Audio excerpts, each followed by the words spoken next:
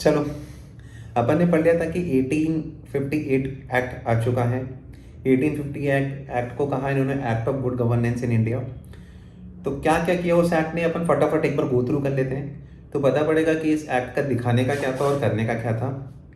तो सबसे पहले इन्होंने क्या किया, ब्रिटिश ईस्ट इंडिया कंपनी को डिसॉल्व करा। Then second, British Crown assume full and direct control over India. एक वाइसरॉय को अपॉइंट करते हैं, ब्रिटिश मोनार्क, और फिर उसके बाद एग्जीक्यूटिव काउंसिल फॉर वाइसरॉय बनाई जाती है। एक सेक्रेटरी ऑफ स्टेट होता है, वो appointment and responsible to Parliament होता है। इंडिया को रिलीजियस फ्रीडम गारंटी करते हैं, शो करते हैं कि इंडिया को रिलीजियस फ्रीडम दे रहे हैं।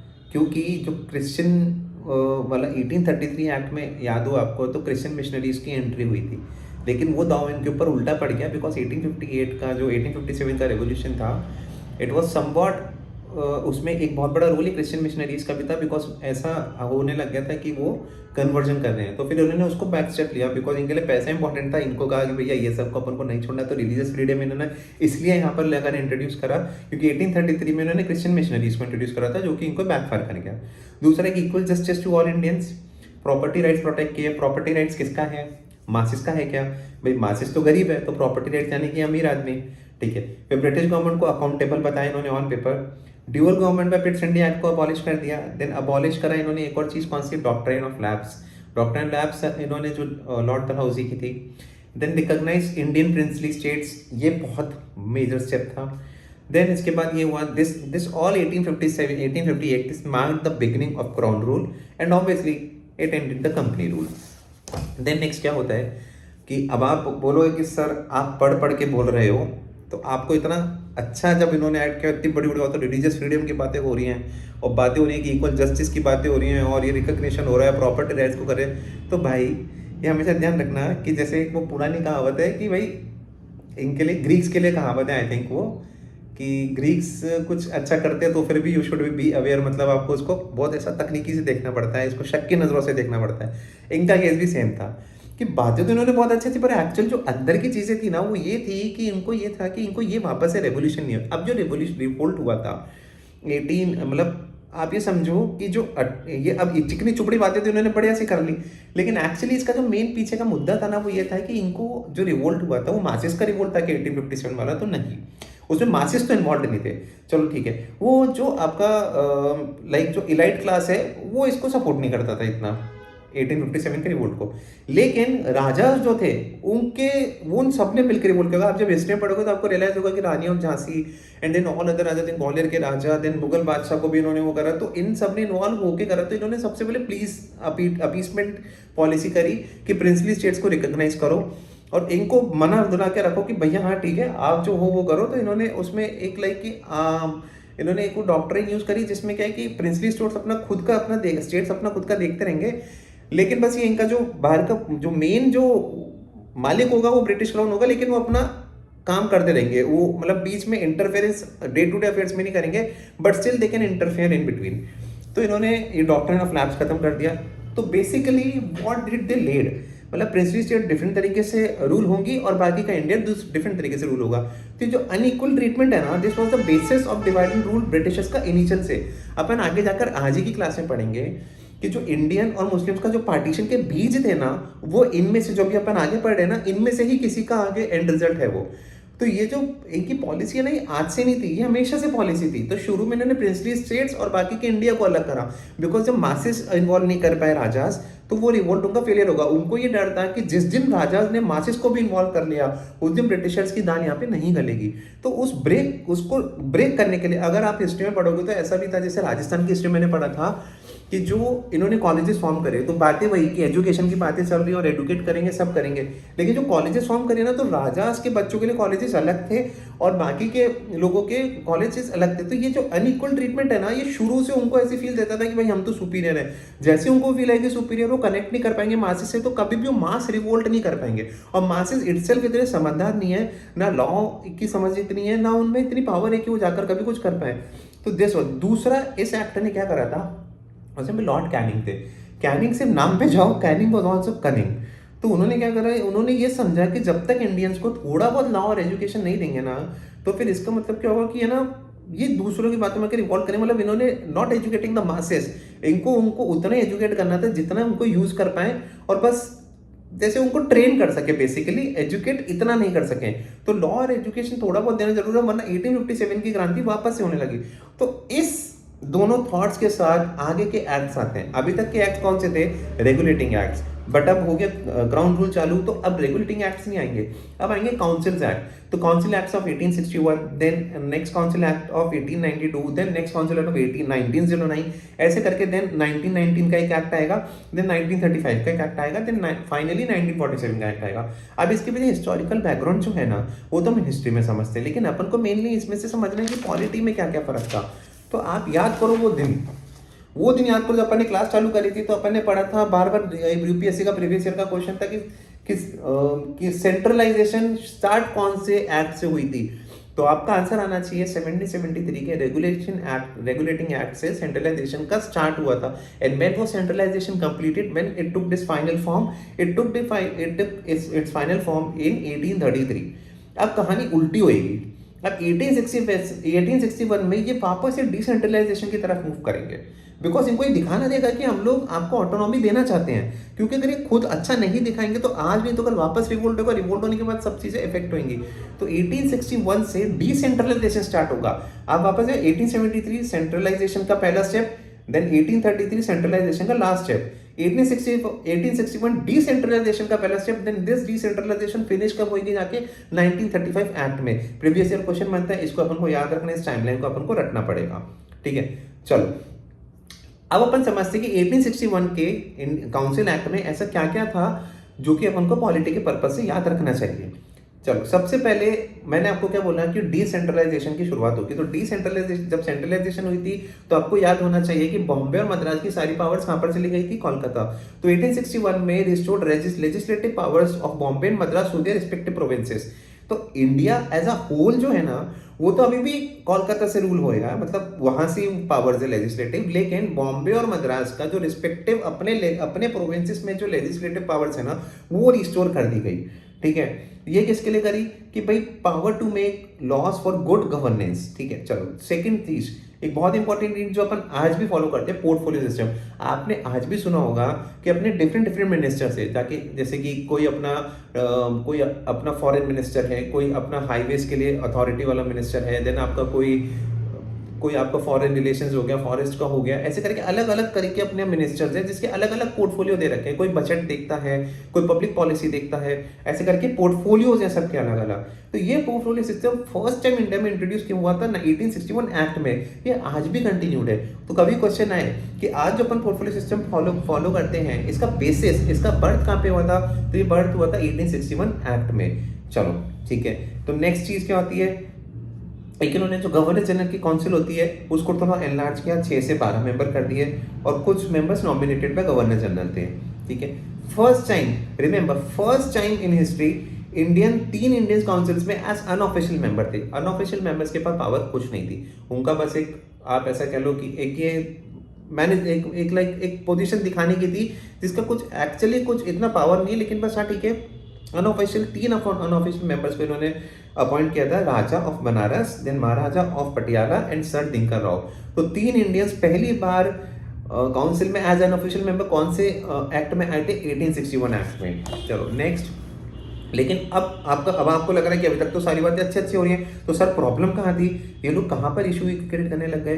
तो अभी तक तो सब मस्त चल रहा था कि वायर इंडियन को मेंबर्स भी बना रहे हैं, अनऑफिशियल मेंबर ही सही, बट कुछ तो स्टार्ट है और ये कह रहे कि रिलीजियस फ्रीडम देंगे, ये देंगे, वो देंगे। चलो ठीक है, आप ऑटोनॉमी दोगे, ऐसा करोगे, वैसा करोगे, ठीक है। लेकिन इन्होंने एंड में एक लाइन डाल दी, एक लाइन से सारी चीजें वो रिवर्स हो गई। लाइन क्या डाली? कि जो भी काउंसिल के डिसीजंस होंगे, लेजिस्लेटिव काउंसिल के और इनके उनके जो भी डिसीजन होंगे ना, उन सब डिसीजंस को वाइसरॉय, गवर्नर जनरल, आप जो भी कह लो, respective governors of provinces and एक वाइसरॉय जो इंडिया एज अ होल का वाइसरॉय है, वो ओवररूल कर सकता है। चलो ये तो भैया मतलब आपने कुछ भी करो, डिस्कशन करो, लेकिन अगर उनके फेवर में नहीं हुआ तो वो ओवररूल कर सकते हैं। सेकंड, सेक्रेटरी ऑफ स्टेट जो है वो गवर्नर जनरल काउंसिल का कोई भी डिसीजन वो ओवररूल कर सकती है। तो भाई ये फिर मतलब ही क्या रहा? मतलब इसका मतलब ये हो गया आप दिन भर करते रहो, उसके बाद एंड में अपन को नहीं जमा तो भैया हम तो इसको ओवररूल कर देंगे। चलो ठीक है भाई, ये क्या हुआ? एक और चीज हुई, एक गवर्नर जनरल के पास एक और पावर है जो आज भी एग्जिस्ट करती है। तो 1861 में तो पोर्टफोलियो सिस्टम जो आज भी एग्जिस्ट करता है, एक और पावर्स टू मेक ऑर्डिनेंस। अब ऑर्डिनेंस क्या होता है, ये वैसे तो अपन आगे पढ़ेंगे। ऑर्डिनेंस इज बेसिकली, जैसे चलो अपन थोड़ा सा टॉपिक से बाहर निकल के समझते हैं कि लाइक एक अपनी होती है राज्यसभा, एक अपनी होती है लोकसभा। ये लोग ऐसा तो नहीं है 365 दिन बैठते हैं, तो बहुत बार ऐसा होता है कोई लॉ पास होता है तो लोकसभा राज्यसभा ने प्रेसिडेंट तीनों की परमिशन लगती है, लोकसभा पास करती है, राज्यसभा पास करती है, प्रेसिडेंट साइन करता है। प्रेसिडेंट की एज एक्चुअल कुछ इतनी पावर नहीं होती है, लिमिटेड पावर्स होती है, लेकिन लोकसभा राज्यसभा जो प्रेसिडेंट का सिग्नेचर इंपॉर्टेंट होता है। पर ऐसा भी तो टाइम होता है जब लोकसभा राज्यसभा दोनों नहीं बैठ रही हो, या फिर ऐसा भी टाइम होता है कि लोकसभा बैठ रही हो राज्यसभा नहीं बैठ रही हो। तो जब ऐसा केस होता है, जब एक बीच में ये ब्रेक आता है ना, जो ये वाला होता है ना, तो इस बीच में प्रेसिडेंट के पास पावर होती है कि वो ऑर्डिनेंसेस कर दे।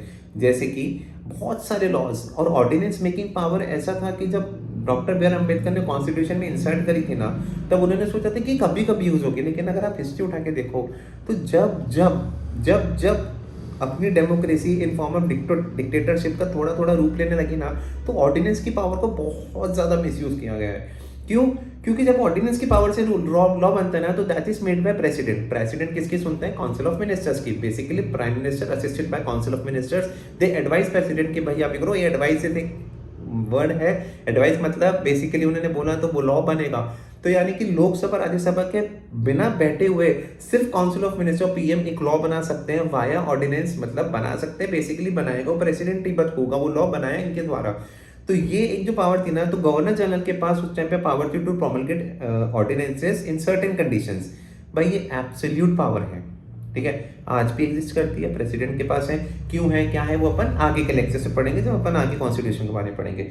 चलो अभी तक अपन 1861 एक्ट में क्या पढ़ा कि डिसेंट्रलाइजेशन का फर्स्ट स्टेप हुआ, तो आपकी प्रोविंशियल की लेजिस्लेटिव काउंसिल्स की, बॉम्बे मद्रास की, वो रजिस्टर हुई, पोर्टफोलियो सिस्टम का आया, ऑर्डिनेंसेस की पावर आई, गवर्नर जनरल काउंसिल जो थी वो थोड़ी सी बड़ी करी गई, 3 इंडियंस पहली बार आए, और लेजिस्लेटिव काउंसिल की जो पावर्स थी ना वो कम हो गई। क्यों? क्योंकि मैंने आपको जैसे कि बताया कि उसके डिसीजंस को ओवर रूल कर सकता है कौन? Viceroy, governor general and then आगे सेक्रेटरी ऑफ स्टेट। तो this was the summary of 1861 act which is related to polity. ठीक है, चलो नेक्स्ट अपन आगे क्या पढ़ेंगे, अपन पढ़ेंगे कि भाई 1892 एक्ट। अब धीरे धीरे वक्त बीतता गया, आप है ना पॉलिटी को ऐसे समझोगे, आप पॉलिटी को ये मत समझो कि मैं सिर्फ पॉलिटी पढ़ूं, आप उस चीज को ना इमेजिन करो कि 1857 में जाकर क्रांति हुई, फिर उसके बाद ये हुआ वो हुआ, अब 1861 एक्ट है। अब आपको हिस्ट्री में, अब जब आप ये क्या, जब आप अगर आपने हिस्ट्री नहीं पढ़ी है तो आप पहले जब मॉडर्न हिस्ट्री पढ़ोगे ना, तो मॉडर्न हिस्ट्री के बाद आपको ये वाला लेक्चर बहुत अच्छे से समझ में आएगा, क्योंकि आपके दिमाग में चल रही होंगी चीजें कि 1885 में कांग्रेस का बर्थ होता है। कांग्रेस को एडवाइस कौन करता है कि आप कैसे बनाओ? एक ब्रिटिशर ही एडवाइस करता है कि कांग्रेस जैसी पार्टी होनी चाहिए जो कि इंडियंस को रिप्रेजेंट करे काउंसिल्स में, ताकि इनका से हम लोग समझ पाए। चलो, तो 1885 में अपने कांग्रेस का फॉर्मेशन और 1861 का एक्ट आया, ऐसे चल रहा है, बीच में सिविल सर्विसेज चल रही है, बीच में ऐसे भी मोमेंट्स आते हैं जो आप हिस्ट्री पढ़ोगे कि पहली बार इंडियन कोई सिविल सर्विस में सिलेक्ट होता है, डिस्पाइट बीइंग इतनी सारी डिफिकल्टीज, वो इतने बैरियर्स क्रिएट करते हैं, स्टिल सिविल सर्विस में कोई ना कोई इंडियन आके पास करके उसमें ऑफिसर बनता है। चलो 1892 में क्या होता है, सिंपल सा है भाई, नॉलेज इज पावर। ब्रिटिशर्स के पास थी, इंडियंस के पास नहीं थी, उनके पास नॉलेज नहीं थी, लॉ की नॉलेज नहीं थी, वरना आप खुद सोचो ब्रिटिश यहाँ पर एक चुनिंदा सा परसेंटेज था। ब्रिटिश की पुलिस कौन? इंडियंस। ब्रिटिश की आर्मी कौन? Majorly Indians. ब्रिटिश का काम कौन कर रहा है? Majorly Indians. ब्रिटिशर तो सिर्फ ऊपर वाले लेवल पे बैठे हैं, बाकी सारा काम कौन कर रहा है? इंडियंस ही कर रहे हैं। तो चलो इस एक्ट के पहले कुछ ईयर पहले 1892 के पहले, जैसे मैंने आपको बताया कि 1885 में कांग्रेस फॉर्म हुई थी, तो कांग्रेस थोड़ा रिफॉर्म के लिए फॉर्म हुई थी। तो कांग्रेस की मल्टीपल डिमांड्स थी कि लेजिस्लेटिव काउंसिल को रिफॉर्म करो, और है ना प्रिंसिपल ऑफ इलेक्शन को आपने बिल्कुल नॉमिनेशन पे रखा हो, उस नॉमिनेशन को हटा के थोड़ा सा इनडायरेक्ट इलेक्शन करो, फाइनेंशियल मैटर्स में हमको कुछ बोलने का तो मौका दो, ऐसे कर करके इनका। तो 1861 में 3 इंडियंस आपके हुए थे, अपॉइंट हुए थे, नॉमिनेट हुए थे बेसिकली। 1892 में क्या हुआ, इनका थोड़ा सा नंबर इंक्रीज कर दिया। दूसरा, इन्होंने ऐसा बोला नहीं अपफ्रंट, पर इन्होंने एक सिस्टम ऑफ इनडायरेक्ट इलेक्शन को इंट्रोड्यूस करा, यानी कि डायरेक्टली पीपल इलेक्ट नहीं करेंगे, लेकिन एक कुछ किसी के थ्रू करके एक इनडायरेक्ट इलेक्शन का एक कंपोनेंट है, बट वो आउटस्पोकनली इनडायरेक्ट इलेक्शन उन्होंने नहीं बोला। ठीक है, 1861 में जो अपने 3 इंडियंस थे या लेजिस्लेटिव काउंसिल के और मेंबर्स थे, उनको कोई और पावर थी क्या क्वेश्चन करने की? नहीं। लेकिन 1892 में उनके पास यही पावर है कि वो क्वेश्चन कर सकते हैं। मतलब आप समझो कि एक क्वेश्चन करने की पावर को लाने के लिए 30 साल लग गए। 1861 से लेकर 1892 तक आए, तो 92 में पहला क्वेश्चन करने की पावर आई। अब आप समझो कि जब कोई क्वेश्चनेबल ही नहीं है, आपने बोला कि हम रिस्पॉन्सिबल गवर्नमेंट लाएंगे, आंसरेबल लाएंगे। अरे भाई, आप आंसर तो तब करोगे ना जब आप क्वेश्चन करने की पावर दोगे। उन्होंने क्वेश्चन करने की पावर नहीं दी और आंसरेबल गवर्नमेंट का ढिंडोरा पीटा। 1892 में पहली बार क्वेश्चन करना, बजट को क्वेश्चन करना, पब्लिक इशू पे क्वेश्चन उठाने की पावर दी गई। लेकिन उसमें भी ऐसा था कि आप सप्लीमेंट्री क्वेश्चन नहीं पूछ कर सकते, एक बार जवाब दे दिया, बात खत्म। चलो, 1861 में लेजिस्लेटिव काउंसिल की कुछ पावर बची थी क्या? अपन ने भी समझा कि लेजिस्लेटिव काउंसिल को कैसे भी ओवररूल कर सकते थे, तो उनके पास कुछ ऐसा पावर नहीं बचती है। लेकिन 1892 में लेजिस्लेटिव काउंसिल को थोड़ा सा एम्पावरमेंट हुआ। वो कुछ लॉज बना सकते थे, पुराने लॉज को रिपील कर सकते थे। लेकिन वापस से अपन ने सब अच्छी बातें पढ़ ली 1892 की। आपको लग रहा है कि सर आज इस बार तो आप बोलोगे ब्रिटिशर्स ने बढ़िया करा, लेकिन एंड में लेकिन आ जाता है ना, तो समझ जाओ कि ब्रिटिशर्स गेम खेल गए एंड में। कैसे? इन्होंने कहा कि लेजिस्लेटिव काउंसिल अब पावर है कि वो लॉज बना सकती है और पुराने लॉज को रिपील कर सकती है। लेकिन एंड में क्या था कि कुछ भी करने के लिए उनको गवर्नर जनरल की परमिशन लगेगी।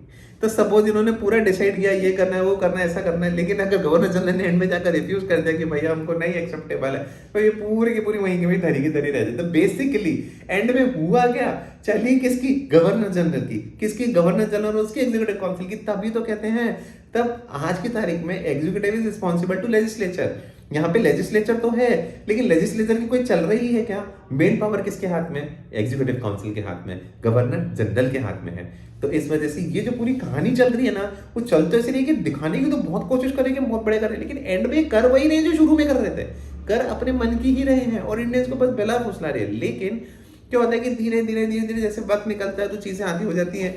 ठीक है, चलो अब आगे में आपका हिस्ट्री में भी दिमाग चलना चाहिए कि हिस्ट्री में क्या चल रहा है, उस टाइम पे कौन सी नेशनल मूवमेंट क्या क्या हो रहा है। आपको तब रियलाइज होगा कि लाइक पार्टीशन ऑफ बंगाल की बातें चल रही है, यूनिवर्सिटी एक्ट आ रहा है, या आप हिस्ट्री पढ़ोगे, आप इससे रिलेट करोगे, तब भी आप सब यूपीएससी में एक बहुत इंपॉर्टेंट चीज है कि all subjects go all together. Like history polity साथ में जाएगा। साथ में जाएगा मतलब जब तक आपने हिस्ट्री नहीं पढ़ी होगी तब तक आपको पॉलिटी पूरा समझ में नहीं, जब तक पॉलिटी नहीं पढ़ेगा आपको हिस्ट्री पूरा समझ। जब आप दोनों पढ़ लोगे फिर आप रीड करोगे तो आप उस चीज को जी पाओगे कि अच्छा ये ऐसा चल रहा है। तो जब क्योंकि उन्हीं को काउंटर करने के लिए तो ये लोग एक्ट लाते हैं, वरना तो अगर इनका बढ़िया चल रहा है ये एक्ट लाएंगे ही क्यों? क्योंकि जो चीजें चल रही हैं उसको संभालने के लिए लोग एक्ट लाते हैं। चलो अब नेक्स्ट क्या आता है? Indian council act 1909। इसको कहते हैं मॉर्ले मिंटो रिफॉर्म्स। याद रखना है, मॉर्ले मिंटो रिफॉर्म। मॉर्ले कौन थे? सेक्रेटरी ऑफ स्टेट थे उस टाइम पे। मिंटो कौन थे? इंडिया के वाइस रॉय थे। ठीक है, तो उस टाइम पे बैकग्राउंड में क्या चल रहा था, ये आया क्यों? क्योंकि उस टाइम पे पार्टीशन ऑफ बंगाल लेकर आए थे। पार्टीशन ऑफ बंगाल और दूसरा मुस्लिम लीग का फॉर्मेशन हुआ था। जैसे पहले 1885 का फॉर्मेशन हुआ था ना, ऐसे 1909 के टाइम पे मुस्लिम लीग का फॉर्मेशन की बात हो रहा था और चल रहा था। ठीक है, तो ब्रिटिश को ये रियलाइजेशन हो गया कि एक है ना ग्रोइंग नेशनलिज्म चल रहा है यहाँ पे, एक कहीं ना कहीं नेशनलिज्म की भावना बढ़ती जा रही है, दूसरों के मन में डर भी था। उसी टाइम के बीच में आप देखोगे इंटरनेशनल हिस्ट्री में, वर्ल्ड हिस्ट्री में ऐसा हो रहा था कि जापान, एक छोटा सा जापान, रशिया को बाहर निकाल दिया था। जापान ने खुद की आजादी के लिए रशिया को लात मार के बाहर, तो ब्रिटिशर्स के मन में कहीं ना कहीं डर तो आ गया था कि भैया इसको कुछ ना कुछ तो काउंटर पर करना पड़ेगा। तो उन्होंने क्या करा, उन्होंने अपनी पॉलिसी वापस से पुरानी पॉलिसी कौन सी थी? Divide and rule. आप देखो इसी टाइम पे पार्टीशन ऑफ बंगाल हो रहा है, इसी टाइम पे मुस्लिम लीग फॉर्म हो रही है, ये सब हो क्यों रहा है? ये सब कहां से आ रहा है बीच में? इंडिया तो बढ़िया चल रहा था पहले भी, आज तक तो मुगल्स ने भी रूल करा, उससे पहले आप एशियन हिस्ट्री उठा लो, तब तो कभी पार्टीशन की बातें नहीं है। लेकिन इसी टाइम पे क्यों आ रही है? मुस्लिम लीग फॉर्म हो रही है, पार्टीशन ऑफ बंगाल की बातें आ रही है। वो कह रहे एडमिनिस्ट्रेटिव इफेक्टिवनेस के लिए पार्टीशन ऑफ बंगाल करेंगे। अरे भाई सीधी सी बात है, बंगाल के लोग खुद ही बंगालीज अपने खुद के एरिया में एलियन हो रहे हैं, मतलब वहां के नई नेटिव्स हो पा रहे हैं। तो आप ये समझो कि फिर ये इनका ऐसे ये स्टेप बाय स्टेप चल रहा है एक ही चीज को काउंटर करने के लिए। चलो सेंट्रल लेजिस्लेटिव काउंसिल ने इन्होंने मेंबर्स कर दी, कितने? 16 थे पहले 6 से 12 करे थे, सॉरी 12 थे, 6 से 12, फिर 12 से 16 थे बीच में ऐसे, यदि 16 से 60, 1909 में 16 से 60 कर दिए। एक चीज बहुत इंपॉर्टेंट याद रखनी है, 1892 के एक्ट में फर्स्ट टाइम गवर्नर जनरल के एग्जीक्यूटिव काउंसिल में एक इंडियन बैठा था, सत्येंद्र प्रसाद सिन्हा। आप बोलोगे सर 1861 में भी ऐसा कुछ था, उसमें लेजिस्लेटिव काउंसिल में 3 मेंबर्स अपॉइंट हुए थे। यहाँ पर एग्जीक्यूटिव काउंसिल, आप समझो उस टाइम पे एग्जीक्यूटिव काउंसिल का ही दबदबा था। एक दबदबे वाली पार्टी में पहली बार किसी इंडियन को 1909 में मौका मिला। आप समझो कब से चल रहा है, 1909 में पहली बार एसपी सिन्हा साहब बैठे थे, ठीक है। वापस से उनकी वही नई चिकड़ी चुपड़ी बातें, और इन्होंने थोड़ा बहुत इन्होंने वही अपीसमेंट इनकी पॉलिसी चल रही है।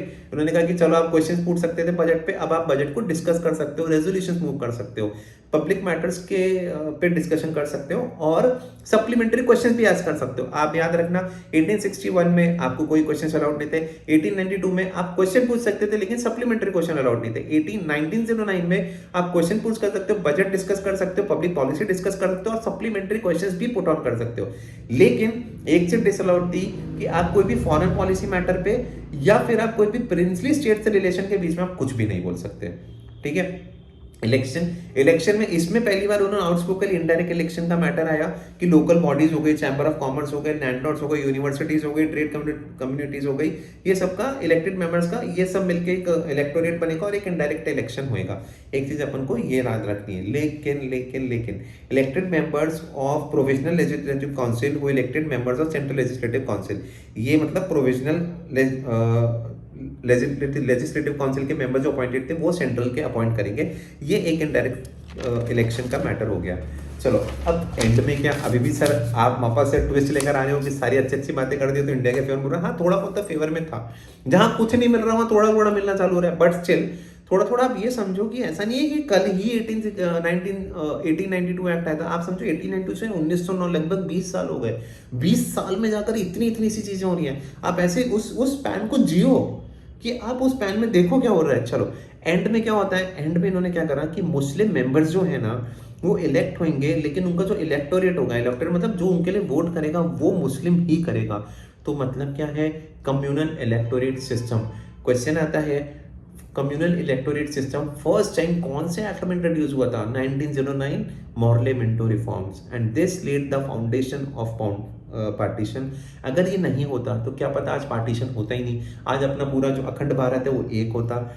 ये जो डिवाइड एंड रूल की पॉलिसी थी ना, और ये जो पार्टीशन के बीच थे ना, वो 1909 में भी बोझ गए, ये डाले गए थे, और वही 1947 में जाकर अपने दिल में आज का भी दर्द जो है ना पार्टीशन का, जो दो कंट्रीज आज भी एक दूसरे के साथ कोप अप नहीं कर पा रही ना, वो 1909 का था। आप ये समझो एक छोटा सा एक्ट, एक एक्ट का एक प्रोविजन कि कम्युनल इलेक्टोरेट सिस्टम होगा, ये इस कदर जाकर हो सकता है कि आप समझो कि आज़ादी 1947 में मिली, 1909 का एक्ट है, आज 2025 चल रहा है, लेकिन फिर भी अपन उससे गेट ओवर नहीं कर पाए हैं। चलो मॉर्ले मिंटो ने खुद ने बोला था, जैसे ये लोग बातें तो करते थे यहाँ पर तो बड़ी बड़ी, उन्होंने पार्लियामेंट में खड़े होकर बोला था कि वो अभी भी इंडियंस को फेवर में नहीं है कि सेल्फ गवर्नमेंट दे दे, इंडियंस लायक नहीं सेल्फ गवर्नमेंट के। उन्होंने कहा अगर ऐसा ही है तो मैं तो बैकआउट कर रहा हूँ भैया, ये मैं तो बिल्कुल भी इस चीज़ के फेवर में नहीं हूँ। मतलब इतना बुरी हालत थी कि ये लोग सामने से कुछ और बोलते थे, पीछे से अपना रास्ता दूसरे से निकालते थे, और साइड बाय साइड इन्होंने यहाँ पर बीच किसका बोया, पार्टीशन ऑफ इंडिया का।